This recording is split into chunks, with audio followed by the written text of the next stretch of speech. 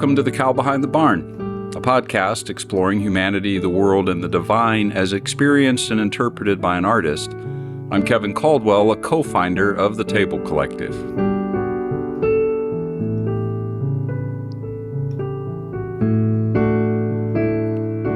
Is empathy real, and does it matter? That could be another way of framing the questions of the past few episodes. My more considered way of expressing that would have been to ask whether empathy is a quality of the divine or whatever is ultimately real, and whether it factors in ethical equations for human life, or to use the other words I've landed on, are there ontological and existential dimensions of empathy? As I was concluding the last episode, I identified what I thought would be my next destination on the trail through the land of empathy and its connection with ultimate reality, particularly the divine. And that trail leads through various types of theism, atheism or non-theism, pantheism, and monotheism, so far at least. I said my next stop would be what is called panentheism, with Christianity as the region in focus. In passing, I said I might mention polytheism briefly in the process. And yet, as often happens, things took an unexpected turn. While preparing what I thought would be brief comments about polytheism, I kept finding more things I felt needed to be said. And in the end, this episode became all about polytheism. But first, a little detour. Recently, one of my regular listeners asked me if I plan to elaborate on any of the topics that arise during these episodes. That is something that I'm thinking about for the future, but meanwhile, there is another way to explore further some of the themes that I look at here.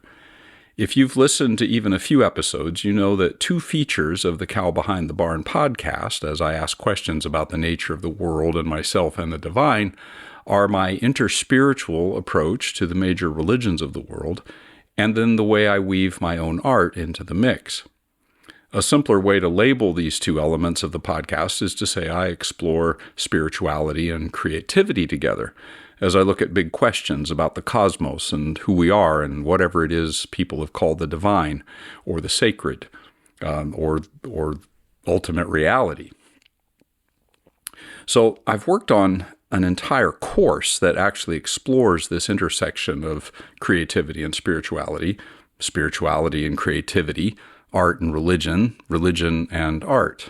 It's an online course called Wisdom for Artists from Ancient Wells, and it's really a journey of discovery, exploring the creative, spiritual, and relational essence of our nature as human beings, drawing water from the wells of 6 major spiritual heritages: Moses and the Bhagavad Gita, Buddha, Lao Tzu, Jesus, Muhammad.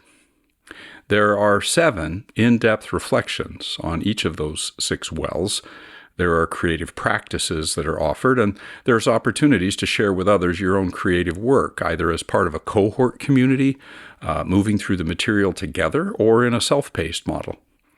In addition to deeper experiential insights into Moses and the Gita, the Buddha and Lao Tzu and Jesus and Muhammad, by the end of the course, most participants end up with at least 6 fresh creative works: poems, paintings, drawings, songs, fresh creative inspiration for their roles as teachers, professional lives, parents, the art of being human. In addition, it might be a chance for you and I to meet as well. At least I would hope so. Now, I helped in the development of the Ancient Wells course in my role as a co-founder of the Table Collective, which you've heard me mention in the introduction to every Cow Behind the Barn episode. And if you've been enjoying the Cow Behind the Barn, I think Ancient Wells may be something you would appreciate as well. And if that interests you, there's more information on our Table Collective website at tablecollective.art. I hope to see you. All right, back to the Cow Behind the Barn and this trail of theisms that I've been on. I mentioned a few moments ago that I assumed I would skim over polytheism quickly.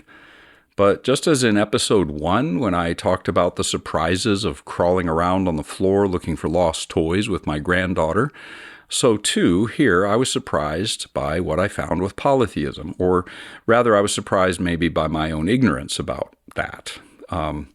As I said way back in episode 1, it's amazing what you find when you don't find what you're looking for.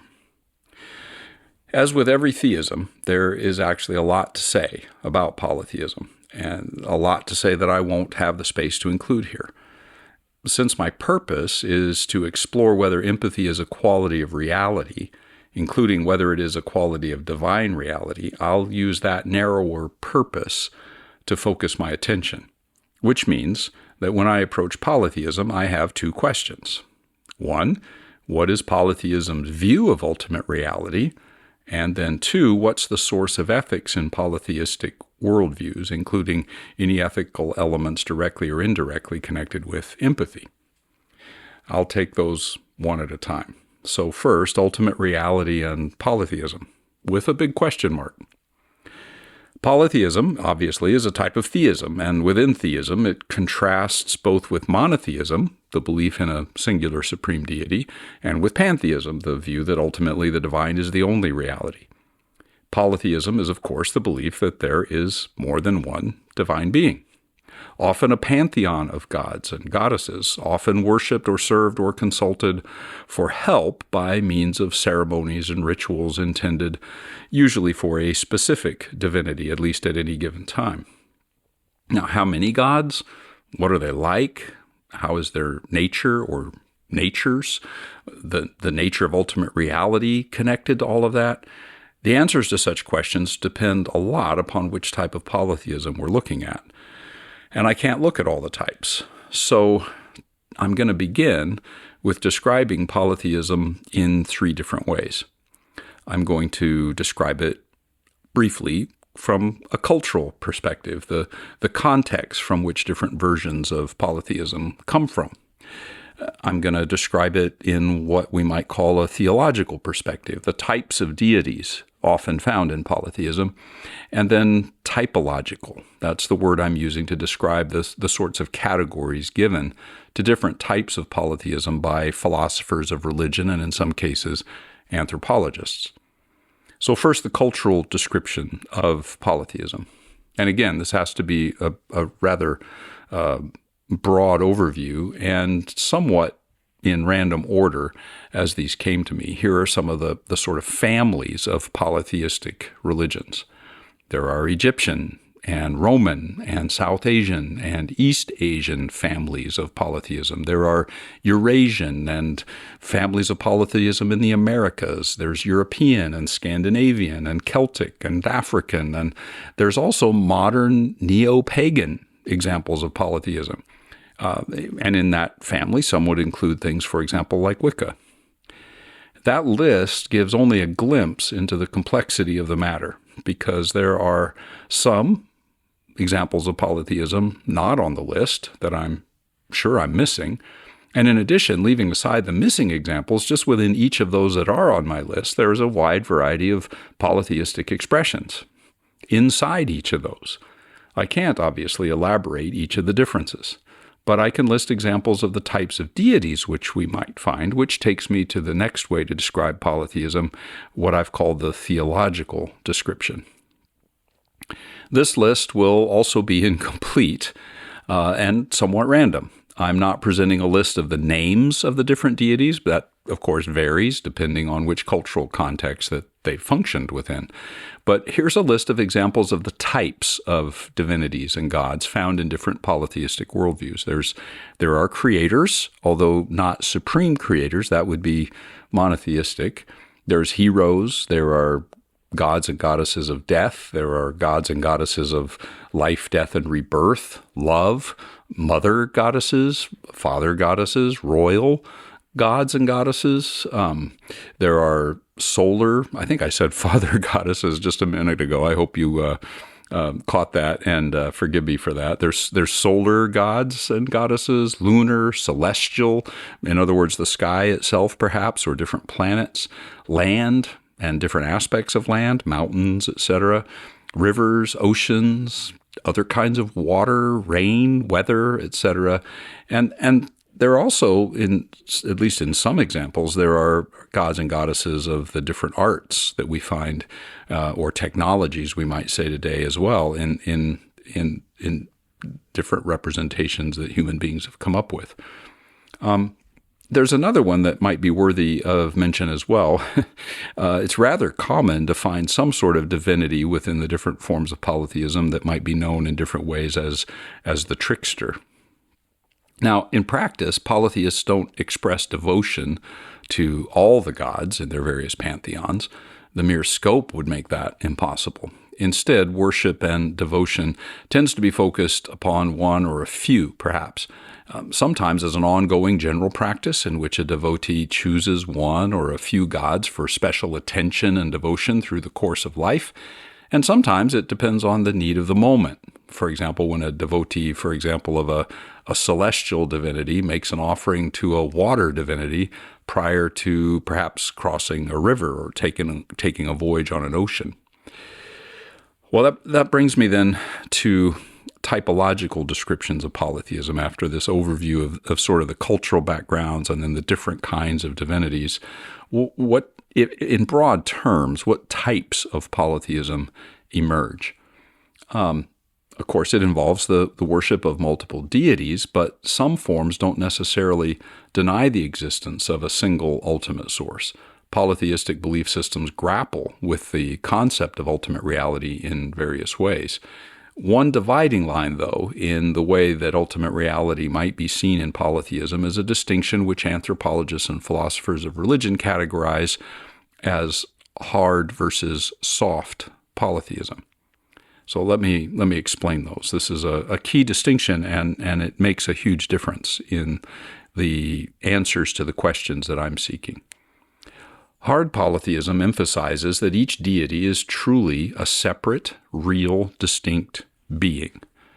There are, of course, different types of hard polytheism. As I mentioned above, it's common for a devotee to select one or perhaps a few of the gods for specific allegiance, and this can take the form of what is called henotheism, which acknowledges multiple deities but focuses on the worship of one that is considered higher than the other gods in stature, not in terms of being the source of anything, which would be an example of monotheism, but really just in terms of this is the supreme God for me. This is the preferred god or goddess for me. I would call this practical monotheism, I guess, because it's a monotheism in practice. Yes, I know there's other ones, but for me and in my experience and in my interaction, there's one.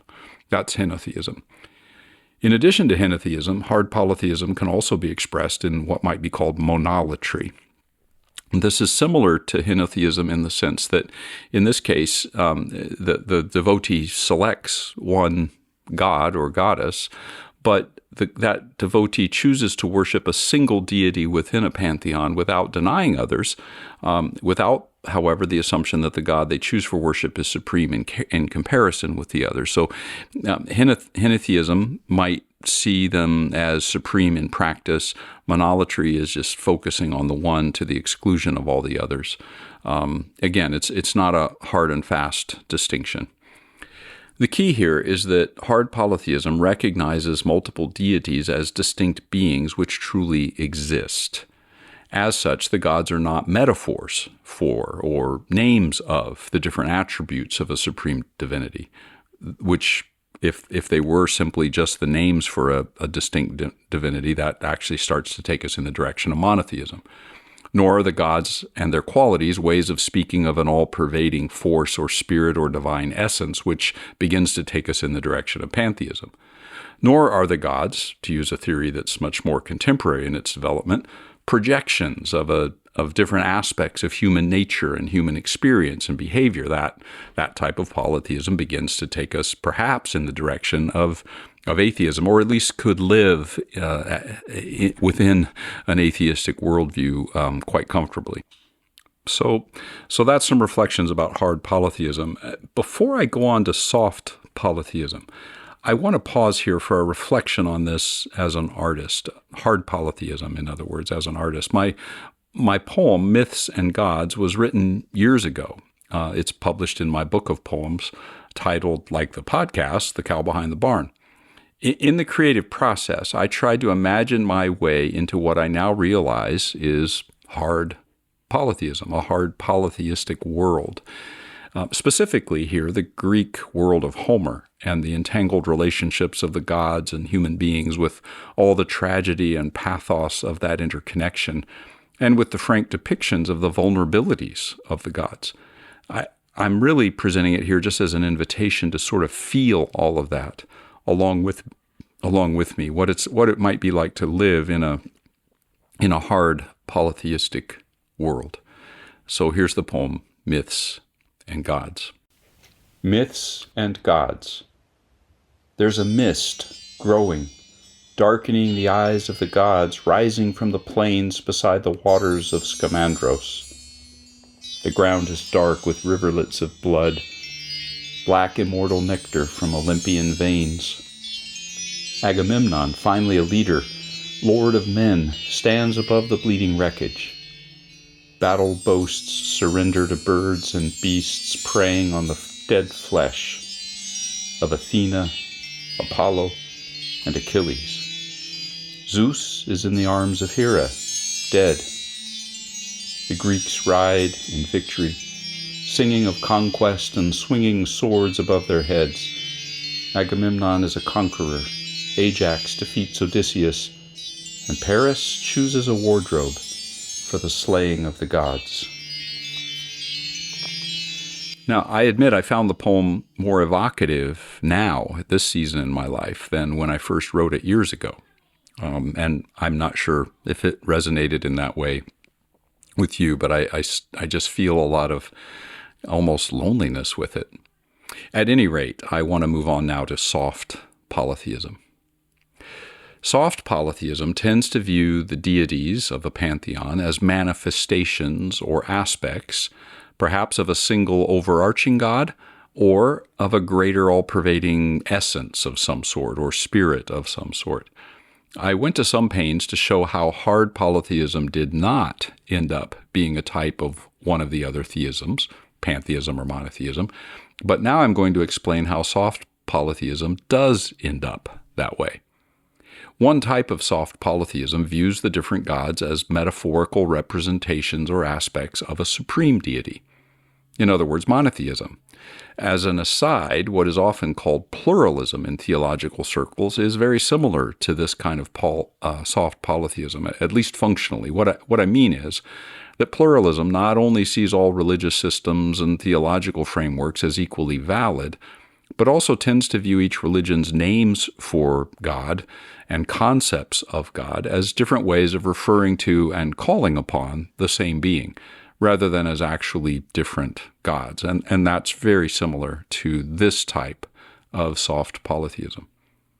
In other forms of soft polytheism, the gods are viewed as aspects or emanations, perhaps, of a transcendent absolute principle or spirit or essence, which is immanent in all things. So transcendent in the sense of bigger than what we experience in daily life, but immanent in that it's in all those things.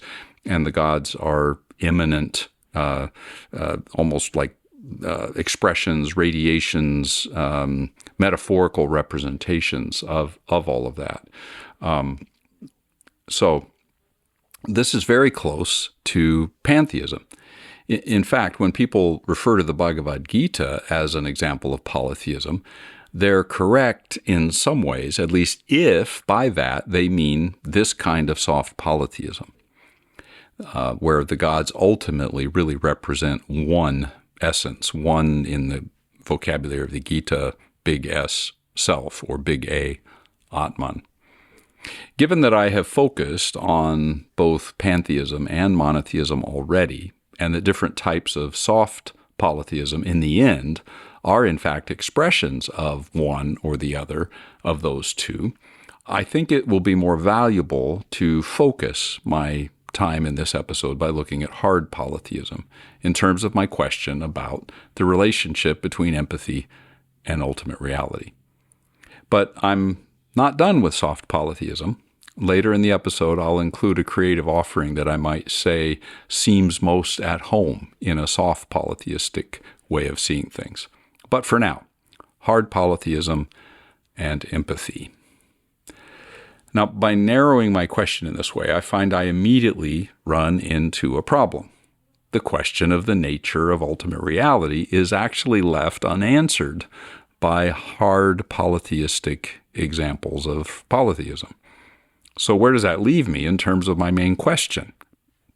If hard polytheism doesn't have a consistent view of what is really real beyond the worlds of humans and nature and the gods, where do I turn to find the answer as to where empathy fits into the nature of ultimate reality? I'm going to start from the question of whether there is a ground and source for ethics in polytheism, and if so, what that might be, and then work back from that to my bigger question. To use the terms that I coined in previous episodes, then, I'm going to start from the existential questions of empathy and work back to see if there is anything ontological in them. So, polytheism and ethics. In my research, I came across a very helpful long piece about polytheism in Britannica, which surveyed multiple examples of polytheism and its historical developments and much more. It was global in scope, explored beliefs, rituals, almost everything. In fact, everything except one thing, ethics. However, that doesn't mean that polytheism can't provide a grounding for ethics, nor that polytheists have no ethical frameworks. So where do those frameworks come from? Polytheism sometimes draws ethical guidelines from the behavior and teaching of the gods. Polytheistic pantheons include deities with specific attributes and behaviors which can serve as examples for humans to emulate. The stories of the gods tell of moral dilemmas and choices which can be seen as examples of right and wrong. However, many of the stories of the gods include, bad choices made by different deities in the face of the dilemmas that they face, and thus reveal questionable ethical behavior on the parts of the gods. And this raises the question, how do we as humans decide which example to follow? Which is virtuous or morally exemplary? In some cases, polytheistic deities may have given human beings guidance through sacred texts or oracles or other divine manifestations. And in such cases, there's something other than the actions of the gods, then, to guide moral wisdom for humans. There's the moral teaching of the gods, even if the gods don't follow it themselves, we might say. It shouldn't be surprising to find that there would be different systems of ethical wisdom, given the poly in polytheism. And that is the case. Different deities have different ethical and, I would add, unethical behaviors and responses to things. However, there are some polytheistic traditions which have incorporated philosophical and moral frameworks that emphasize more universal values like reason, justice, and compassion. For example, some Greek versions of polytheism incorporated the philosophical framework of Stoicism. We might see this as a way of incorporating some sort of a natural order that governs the universe and human behavior, similar in some ways, to the Tao of Lao Tzu. And in such cases, right ethical conduct would be understood as aligning with that natural order. Even in cases where such a universal principle is not present, there can be a positive aspect in the polyethics of polytheism. Given that the source of ethics in polytheism includes a number of divine models and human traditions, universal principles, philosophical insights, ethics within a polytheistic framework can result, not necessarily, but it can result in a more nuanced understanding of how to apply morality than in at least some applications of monotheistic ethical frameworks, because the latter tend to develop single codes assumed to be universal in the sense of applying in the same way in all places, at all times, for all situations, for all people. Whereas the more poly nature of polytheistic ethics enables somebody to realize that different situations may call for different principles, or those may need to be applied in different ways in different situations. As a result of the more universal aspects within polytheistic ethics and even accounting for the nuanced variations, one thing I have noticed during my research is the fact that polytheistic religions share common ethical principles with other belief systems, including principles such as love, compassion, justice, and respect for others, without necessarily identifying where those come from. Now, let me try to zero in here a little more narrowly on empathy, because principles like compassion and justice and respect are not, as we've seen, equal to empathy. Polytheistic myths do sometimes tell stories of divine empathy and at least compassion, but these don't seem to be qualities that are shared throughout the pantheons, nor are they always abiding qualities in the moral character of a particular deity. Now, let me elaborate on this. First, many polytheistic religions have specific deities who are specifically associated with kindness and care for their people, while other deities don't share that characteristic at all, or to a lesser extent. There's a difference between compassion being the quality of some of the divine beings and compassion being a divine quality across the board. That's the main point I want to put here when I'm trying to discern whether empathy is a quality of ultimate reality in a polytheistic worldview or framework.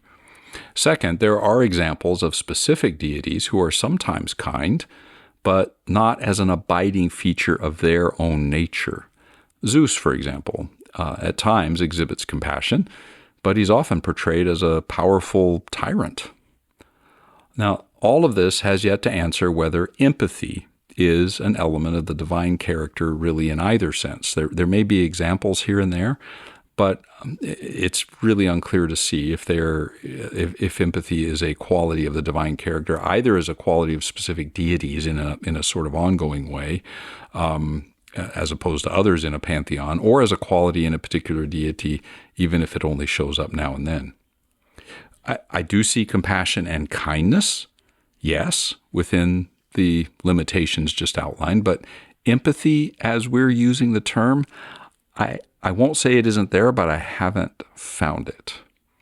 That doesn't mean that polytheistic ethicists might not advocate for empathy as a core ethical and thus existential facet of an ethical system. And while I don't think one can make the case for it as an ontological element, as an ingredient grounded in the nature of things as they are, that doesn't mean that ethics and philosophy within a polytheistic framework can't result in a more ontological grounding for empathy.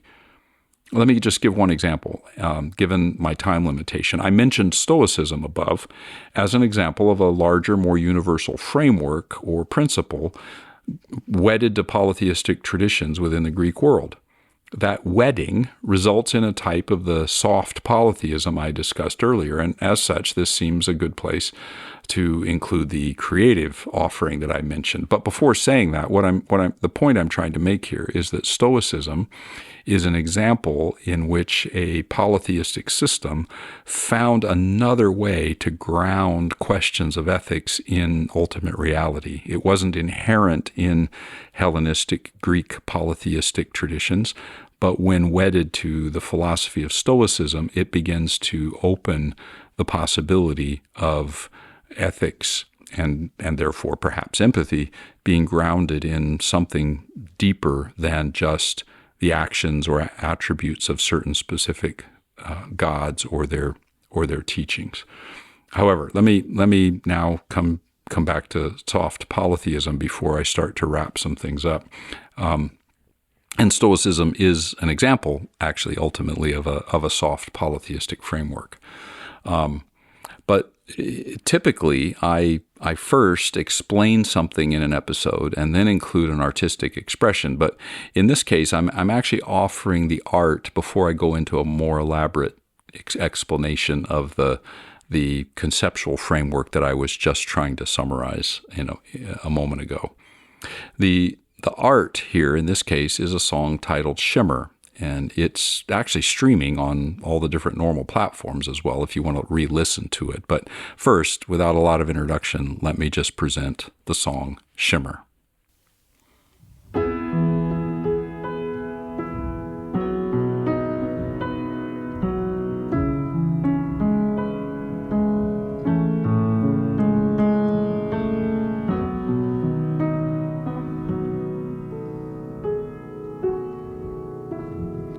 There's auras in the attics. There's spirits in the dawn. There's something living out in the black holes. The tongues of angels are singing in our songs. There's a glowing inside the dry leaves, a steady breathing underground. And there's laughter in the stones of mountains. Eyes of light and fire watch all around us.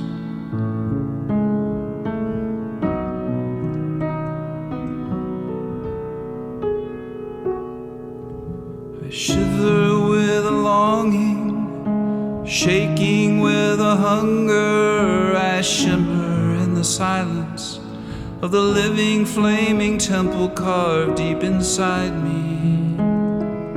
Beyond the shapes of cats in my windowsill, the barren lands, tombstone hills, I see a crimson new day dawn, sent here to find me.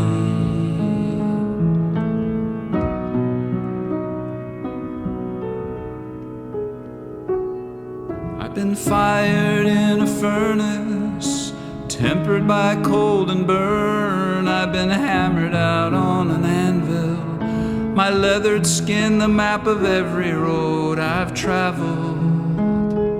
I'm stacks of stones in quarries mined, some treasure, others left behind, time grinding all our treasures down to gravel.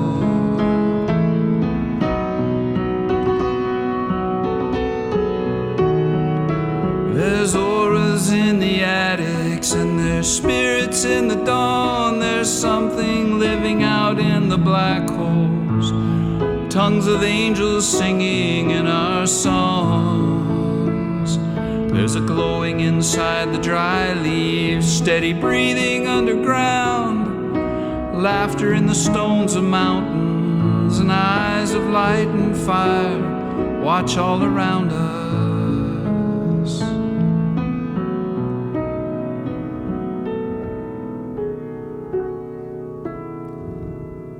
Sunlight in the shadows and moonbeams in the dawn. I see morning's giddy madness, all dressed in flame and dancing in wild abandon. I grab my hat and join the line, move my heavy feet to keep the time with the rhythm inside us all, down in deep canyons.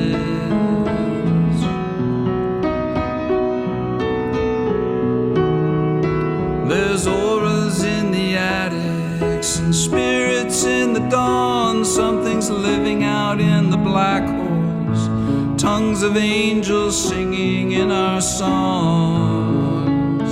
There's a glowing inside the dry leaves, steady breathing underground, laughter in the stones of mountains, and eyes of light and fire watch all around us.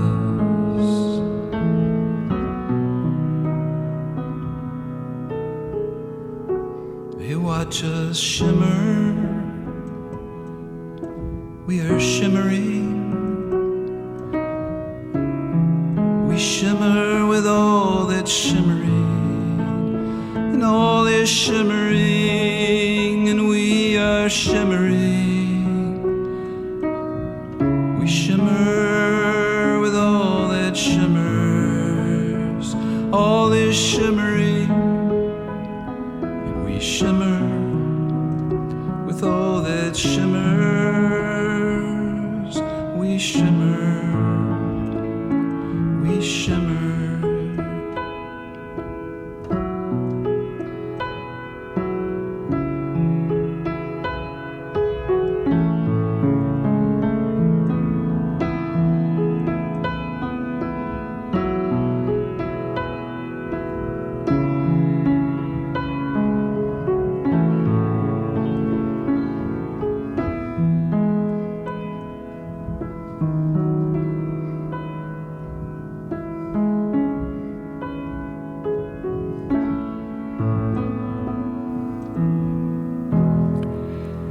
Now, what might be the relationship between empathy and ultimate reality if something like soft polytheism were true? So I'll come back now to Stoicism.